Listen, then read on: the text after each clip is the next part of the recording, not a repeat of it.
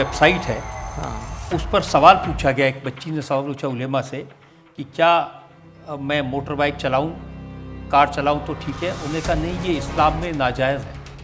फतवे का भी इसका बहुत ताल्लुक़ होता है कि सवाल करने वाला, सवाल करने वाली, सवाल करने का अंदाज़ क्या है, उसके हिसाब से जवाब आता है। सवाल तो उनका बड़ा सीधा सा था।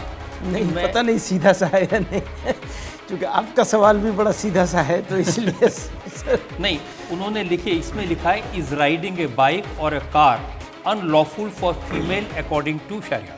मुझे लगता है कि इसको अगर ठीक से सवाल किया जाएगा तो इसका जवाब डिफरेंटली आएगा। अब जैसे उन्होंने पूछा कि मैं आईब्रोज बनाती हूँ तो ये ठीक है, कहा नहीं साहब, इस्लाम में हराम है। अब पता नहीं आपने इतना पुराना कहाँ से क्या चीज़ निकाली है। ये तो अभी ताज़ा वेबसाइट से मैंने निकाला है। ये जो मैं फतवे देखूं, वो कार नहीं चला सकती, मोटर बाइक नहीं चला सकती, आईब्रोज नहीं बना सकती, मेकअप नहीं कर सकती, सारी पाबंदियां लड़कियों के लिए, लड़कों के लिए कुछ नहीं। लड़कों के लिए भी है, बिल्कुल है,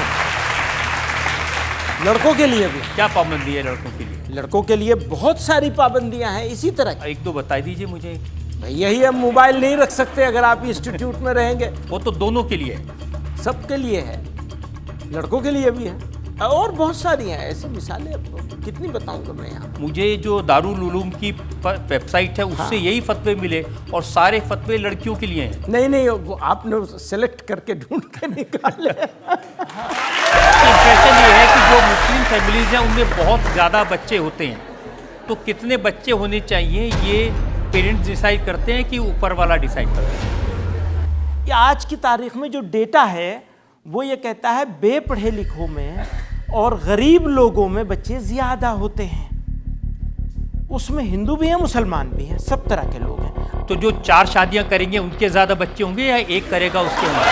जो 4 करेंगे, इसके ऊपर भी डेटा मौजूद है। कौन लोग एक्स्ट्रा मैरिटल अफेयर्स में हैं, कौन लोग, किस कम्युनिटी के लोग ज़्यादा हैं इसमें। ये मुसलमान हिंदू का मामला है ही नहीं।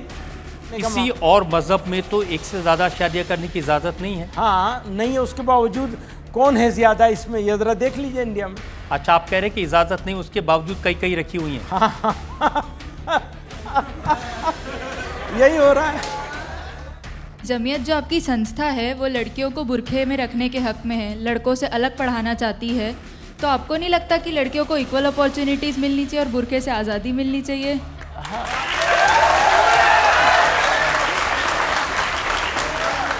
आप हिजाब नहीं पहनना चाहती हैं, आपको मुबारकबाद। आपको इसके बावजूद का आपने हिजाब नहीं पहना है तो कोई ये कहे कि अगर ये नंगा सर घूमेंगी तो ये सेफ नहीं रहेंगी, ये नहीं होनी चाहिए। किसी कीमत पर आपको पढ़ने का पूरा मौका मिलना चाहिए। मेरी बेटी, मेरी बहन, आपकी बहन, ये अपने आप को कंफर्टेबल नहीं समझती ऐसे इंस्टीट्यूट में जहाँ लड़के लड़कियाँ सब एक साथ पढ़ते हों, तो मेरा मानना यह है पढ़ाई ज़रूरी है, चाहे हमें लड़की के लिए अलग से सिर्फ लड़कियों का इंस्टीट्यूट खड़ा करना पर पढ़ाएंगे ज़रूर।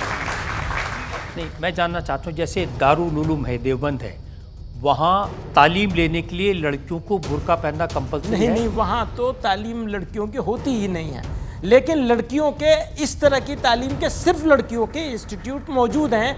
और ये तो और भी ख़राब बात, तो इतना बड़ा वर्ल्ड नोन इंस्टीट्यूशन है, लड़कियों को एडमिशन ही नहीं है। हाँ, वो से मिक्स करने के तो खिलाफ है ना, हम खुद भी खिलाफ है मिक्स करने के।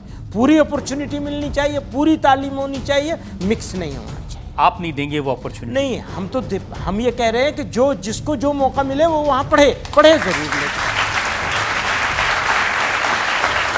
देखिए, जमीयत उलमा हिंद हलाल ट्रस्ट है, हलाल काउंसिल ऑफ इंडिया है, जिसके सर्टिफिकेट आप इशू करते हैं, और ये कहा जा रहा है कि उससे काफ़ी कमाई होती है, बड़ा बिजनेस है वो। ये बिजनेस नहीं है, ये सर्विस है। देखिए, एक चीज़ समझाइए, कोई खाने पीने की चीज़ हो, कोई मीट हो, जिस तरह की चीज़ हो जिसके ऊपर तो आपको हलाल और हराम लिखा जा सकता है जी, लेकिन टूथपेस्ट, हाँ, तेल, साबुन, वो हलाल और हराम कैसे हो सकता? पानी पर भी सर्टिफिकेट लगेगा? बिल्कुल भैया, पानी अगर नापाक है, गंदा पानी है और उसको मशीन से साफ कर दिया और नापाक जगह से रिसोर्स, उसका सोर्स जो है नापाक है, तो पानी ना हलाल नहीं होगा, हराम होगा। हलाल का मतलब काटना नहीं होता है, ये बिल्कुल लास्ट चीज़ है। अब तक तो हमारी समझ में यही था कि उसको, तो टूथपेस्ट में झटका और हलाल कैसे नहीं, हो सकता है?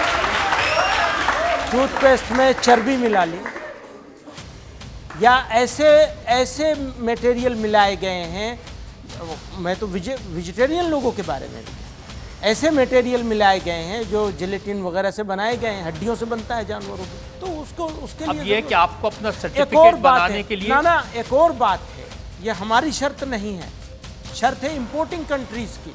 आप एक्सपोर्ट भी करना चाहते हैं और पेट में दर्द भी हो रहा है आपको, तो ये तो नहीं चलेगा ना, दोनों चीज़ें नहीं चलेंगी, एक्सपोर्ट बंद कर दीजिए, मुझे कोई प्रॉब्लम नहीं है।